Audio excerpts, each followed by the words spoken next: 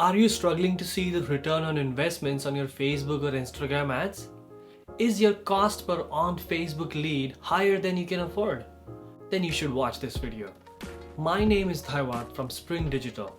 You or the agency you hired posted an ad for you, and all that you created was an attractive image and a long sales copy.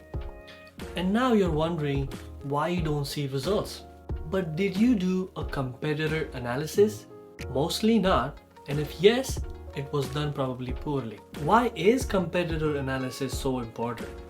Watch this video till the end and you'll thank me.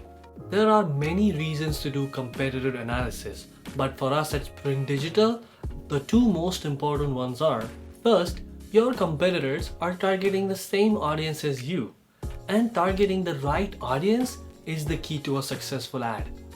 If you are just starting to advertise online, then competitor analysis will help you reach the same audience as your competitors who are already getting good results out of that strategy. And second, these strategies by your competitors are already tested, so you will save money and time. But you're thinking, Thaiwat, how do I do competitor analysis? First would be to look up your competitors on Facebook ad library. Here you can see all the ads your competitors are running. Though Facebook does not give you every single detail about your competitors' strategy, it still helps you understand what they're up to. Second, there are free and paid tools in the market that help you do the competitor analysis. One such tool is called Social Status. Though we are not sponsored by any of these tools, I would still say if you have the budget, they can provide you details like engagement and impressions of the competitors' posts. If you don't have the budget for such tools, you still have a lot of public data available on Facebook.